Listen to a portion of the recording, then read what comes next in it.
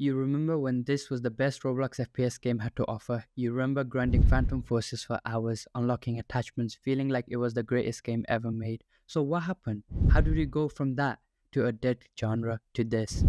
To understand why Roblox FPS is in the state it's in, you have to go back to the beginning, and I mean beginning. Back when nobody expected anything. Back when blocky gun games with zero animations were peak entertainment. Games like Call of Robloxia, and that was literally a real game. People loved it. The bar was on the floor, and that was fine because nobody knew it could be higher. This era was not about quality, it was about possibility. Kids were just discovering that you could make shooter inside a toy block game. That novelty alone was enough.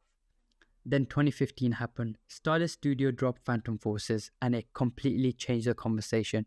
Suddenly Roblox had a real FPS, attachment systems, recoil patterns, multi-floor maps inspired by Battlefield 4, actual gun feel, and at its peak, Phantom Forces was pulling over 100,000 concurrent players. That's not Roblox FPS number, that's a real game number.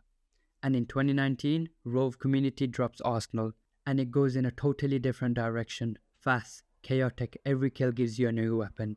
Arsenal racked up to 3.3 total visits, even outpacing Phantom Force's 1.75 billion, largely because it was so easy to pick up and play. Two completely different philosophies, both worked. The genres felt alive. But here's where it starts to fall apart. Both games hit their ceilings and just stayed there. Phantom Forces stopped innovating at the pace player needed. The maps got old, the meta got solved, and then the developer drama hit. After 2025, due to slow update and serious internal issues with Stardust Studios, the game's concurrent numbers cratered from tens of thousands down to 2,000 to 3,000 range. That's a brutal fall. Arsenal had his own version of this problem. It leaned so hard into cosmetics and skin releases that the actual game got forgotten. It became more of a social hangout dressed up in FPS. The shooting was almost beside the point. Roblox itself wasn't helping. Phantom Forces team publicly reported 60% decline in player counts tied directly to Roblox algorithm changes that buried existing games and pushed out new ones to the top of the discovery. Regardless of quality, the platform was eating its own best content. So here we are, 2026. And I want to ask a genuine question. Why did Roblox FPS die?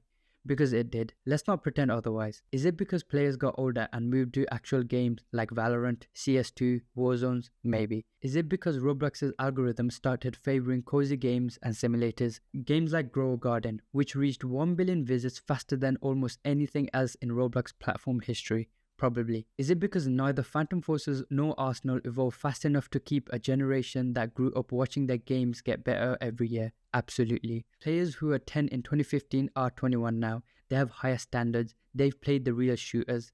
They know what good feels like. And when they came back to Roblox looking for a hit of nostalgia, the game felt like ruins. Nobody was building anything new. No team was brave enough to try. The genre was dead weight. And then Frontlines showed up. Built since 2019 by a tiny team at Maximilian. Funded by Roblox Game Fund and released in 2023. It's now being called the classic FPS experience that redefined Roblox. That was not marketing. That's what the game's own page says, and honestly, they've earned that. Frontlines didn't just make a good game. It answered a question nobody thought had an answer anymore. Can Roblox FPS actually evolve? And with Versus, their sequel already in development, the answer is yes, loudly.